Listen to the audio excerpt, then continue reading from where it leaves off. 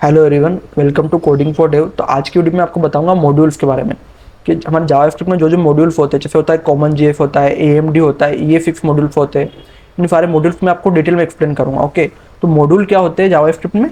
ये यूज होते हैं जावास्क्रिप्ट में जो डिफरेंट जावास्क्रिप्ट कोड को डिफरेंट तरीके से सेपरेट करने के लिए और यूजेबल फाइल को यूज़ करने के लिए ये क्लीन और स्केलेबल वे में कोड को लिखते हैं, ताकि हम लार्ज एप्लीकेशन बनाए तो हम उस तरीके से हम उसका यूज़ कर पाएँ।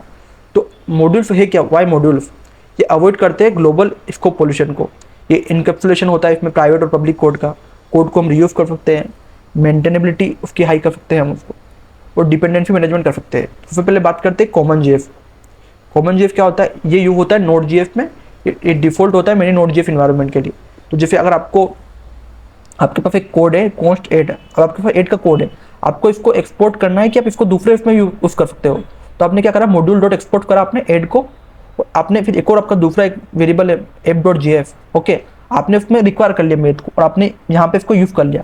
तो अब जब डिफरेंट फाइल्स में आप जब आपका जावास्क्रिप्ट कोड लिखा होता है, तो उसको हम एक्सपोर्ट और इम्पोर्ट करने के लिए हम इस तरीके से हम कॉमन जेएफ का यूज करते हैं। ओके, तो इसकी कैरेक्टरिस्टिक क्या है कि ये सिंक्रोनस है, ये मॉड्यूल्स को रन टाइम पे लोड कर देता है, और जो रिक्वायर होता है वो इंपोर्टिंग के लिए होता है, और मॉड्यूल डॉट एक्सपोर्ट होता है वो एक्सपोर्टिंग के लिए होता है। और ये सर्वर साइड कोड के लिए नोड जेएफ के लिए बेस्ट है। ओके, ये ब्राउजर में सपोर्ट नहीं करता विदाउट बंडलर लाइक वेबपैक की मदद से हम इसको सपोर्ट कर सकते हैं, यूं ये डायरेक्टली सपोर्ट नहीं करता। ओके, अब बात करते हैं एएमडी असिंक्रोनस मॉड्यूल डेफिनेशन, जो कि ब्राउजर में हिस्टोरिकली यूज किया जाता था older app for required JF के लिए।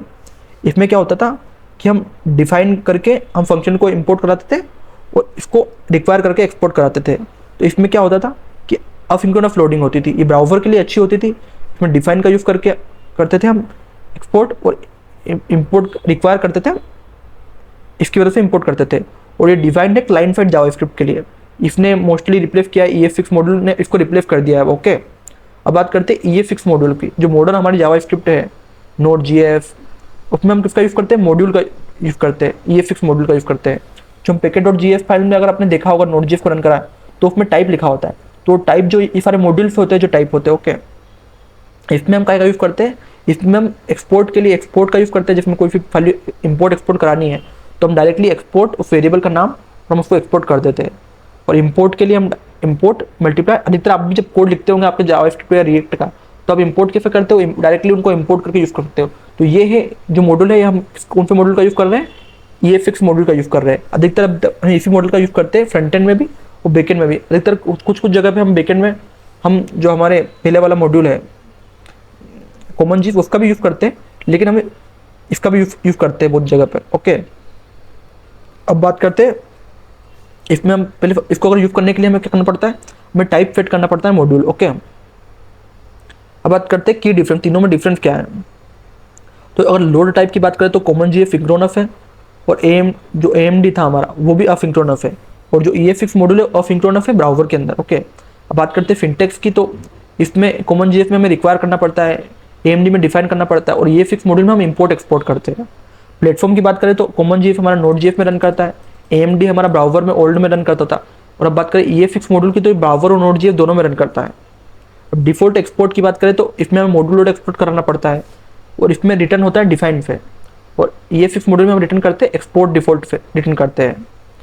ट्री शेकिंग की बात करें तो कॉमन जेएफ में नहीं होती, एएमडी में नहीं होती, हमारे ईएफएक्स मॉड्यूल में होती है। ओके, बात करते हैं अगर ईएफएक्स मॉड्यूल को कैसे यूज कर सकते हैं। तो आपको एक ऐप क्रिएट करना है, उस ऐप के बाद आपको ऑटोमेटिकली मॉड्यूल फेड हो जाएगा आपके पैकेट डॉट जेएसपी में मॉड्यूल।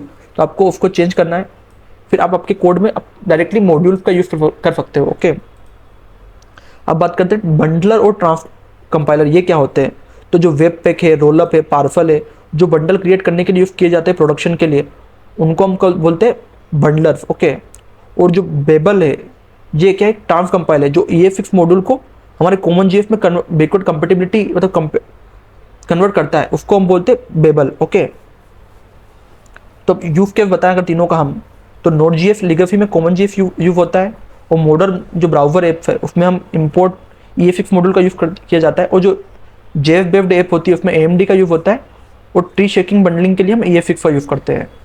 तो अगर आपको ईएफएक्स मॉड्यूल बेस्ट है मॉडर्न डेवलपमेंट में, ब्राउजर और नोड के लिए आप दोनों में यूज़ कर सकते हो, और जो कॉमन जेएफ है वो ट्रेडिशनल नोड जेएफ इन्वायरमेंट के लिए ठीक है। ओके, और AMD वो लीगेसी ब्राउज़र कोड को सपोर्ट करता है। तो अगर आपको इससे रिलेटेड कुछ भी डाउट है मॉड्यूल से रिलेटेड तो आप कमेंट कर सकते हो, और इसी तरह के और वीडियो देखने के लिए कोडिंग फॉर डेव को सब्सक्राइब करो। Thank you for watching.